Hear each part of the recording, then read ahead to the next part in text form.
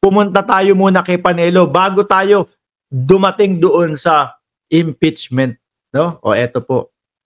At sila, alam mo, pingin maniwala ka.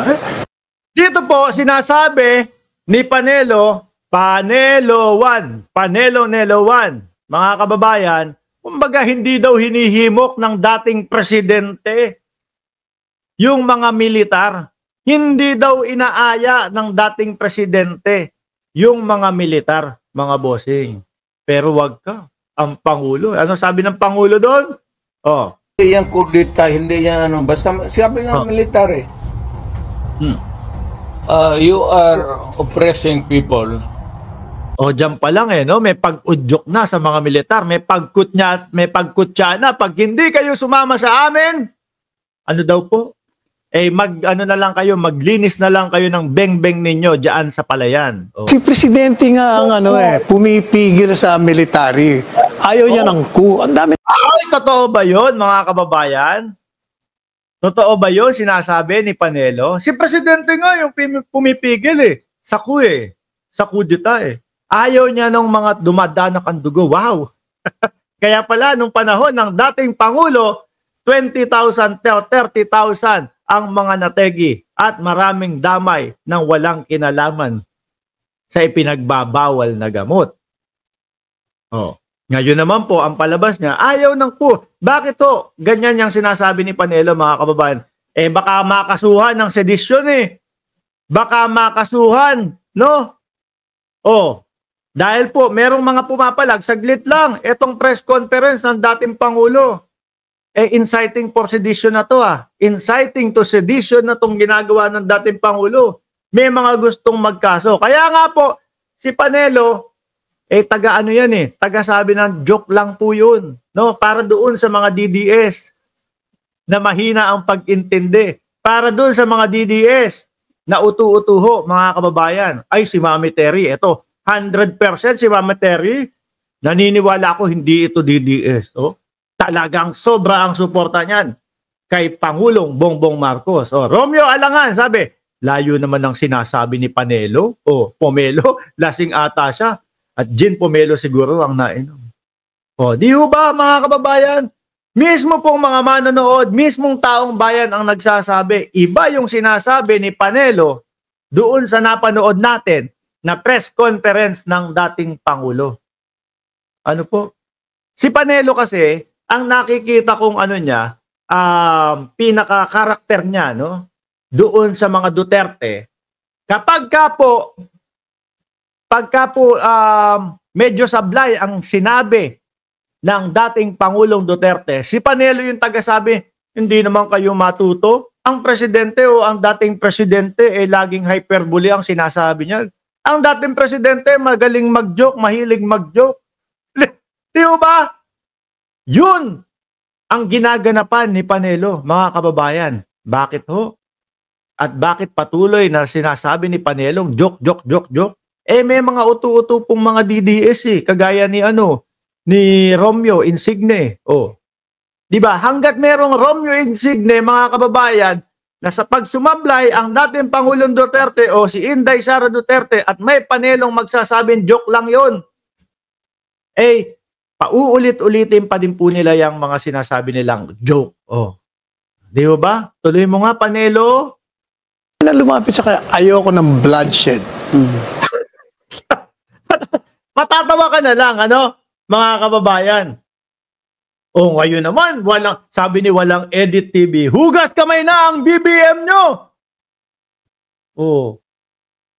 Ako, alam nyo yung nasa loob ko, mga kababayan. Diyan sa topic na yan.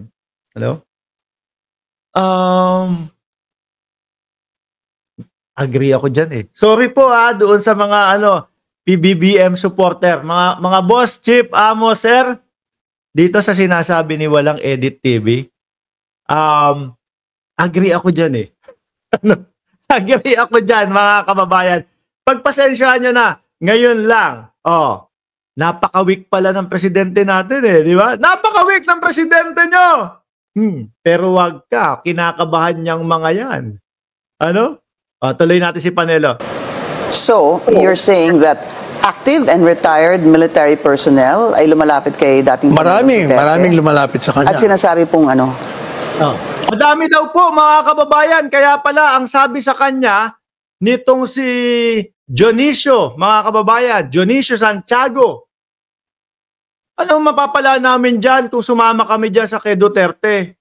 No? Kung gusto niyang sundin ulit siya, magpresidente ulit siya.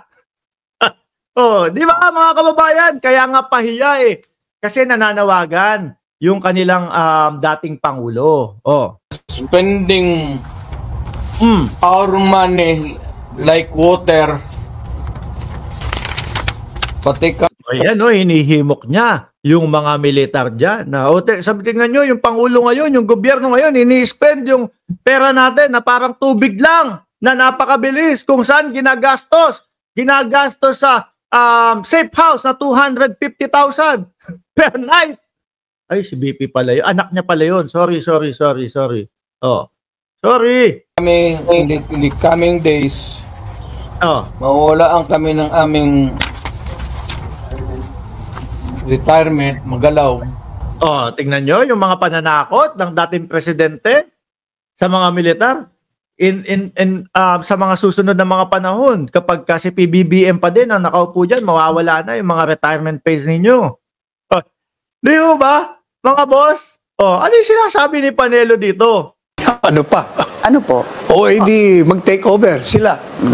Kasi kahit nung ano, Oo, magte-take over daw po yung mga militar. General Bronner, yung mga kabataang mga militar, ano sabi? Wala kaming mapapala dyan. Yung mga ex-AFP chief, ano sabi? Wala kaming mapapala dyan. O di ho ba, mga kababayan? Tuloy. nung presidente That's pa yan. serious. Nung presidente pa yan. Di ba, iniiwan kami sa cabinet niyan. Sa galit niya, kayo, magbahala na kayo, magkudita kayo kung gusto niyo. Oh. Ayoko na dito sa gobyerno to. Di ba?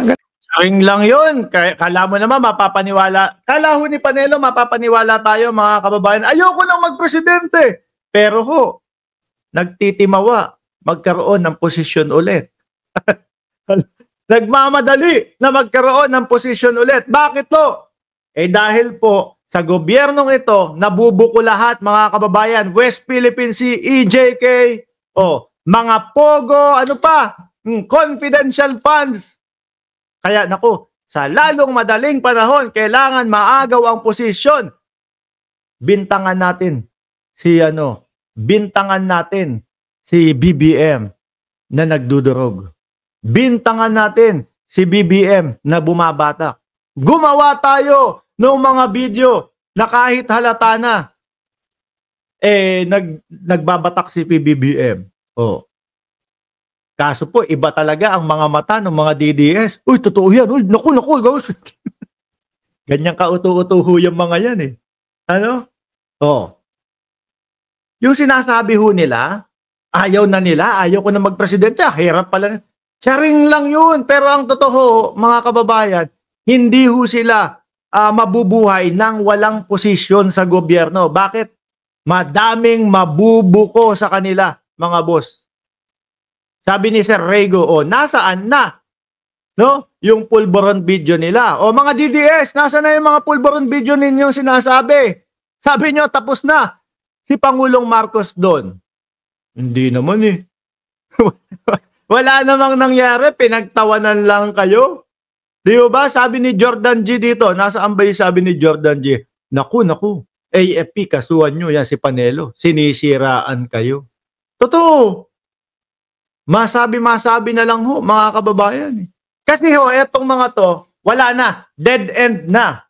Ano po? Ano man ang mangyari, di kita iiwan. Bakit ho, mga kababayan?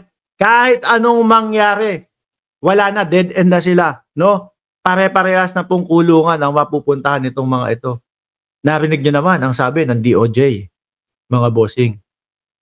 Sabi ng DOJ, makikipagtulungan kami sa ICC kasi gusto namin mabigyan agad ng hustisya yung mga taong naargabyado yung kanilang karapatan. Diyan nagwala lalo si BP Sara. Mga kababayan, ako si tatay ko mukhang susunduin na ah. Diba? Naku, si tatay ko mukhang ICC na ang kababagsakan talaga ah. Kaya ngayon, mga bossing, siguro iniisip nila wala. Militar na lang talaga ang last chance natin. Himukin natin, subukin natin, no? Na, kunyari, anuhin natin, ganyan. Sabihin natin, mawawala yung retirement pay nyo kapag hindi na pababa si PBBM. Sabihin natin, na wala pala kayo, duwag pala kayo, hindi kayo sumama sa amin eh. Ganyan na lang po mga kababayan. Kaya miski hayagan na po na yung sinasabi ng dating Pangulong Duterte is inciting to this sedition na po mga bossing, wala na silang pake. Anyways, sok pa sa oblo ang mangyayari mga bossing. Dagdagan mo pa po nung sinabi ng ating Vice Presidente ang pagtegi sa ating Pangulo, sa asawa ng Pangulo at sa pinsan ng Pangulo. Tuloy natin si Panelo. Panelo! Uy! Yun din ang sinasabi niya. Kung gusto niyo yan, pero ayoko ng bloodshed. Ayokong madugo. Uy!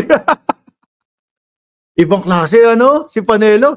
Yung mga naririnig ho natin, yung mga nakikita natin, akto ng presidente, dating presidente, iba ho ang eksplanasyon ni Panelo, mga kababayan. Yung narinig natin doon sa Senate na binubuyo namin yan para mga manlaban eh. Pag nanlaban, ano gagawin nila? Tegi ho, mga kababayan. Di ho ba? Tegi ho, mga kababayan. Pag binuyo nila. Pero sasabihin ni Panelo, ayaw niya nung lumaganap ang dugo. Hindi ba sinasabi niya, hintayin nyo na lang, patapusin nyo na yung mama? What? Hoy, hintayin nyo na lang daw po, patapusin na lang daw po si PBBM. Di ba sila yung sa mautog nila, yung mga nagmamadali na mapapaba sa pagka-presidente ang ating Pangulo? Sino maniniwala dito kay Panelo, mga kababayan? Sabi ni Lourdes de Leon, confidential fund. Nasaan nilustay ang 612 million kaya impeach Sara. Kasuhan na nga ng anti-terrorism at arestuhin para makulong pareho silang lahat.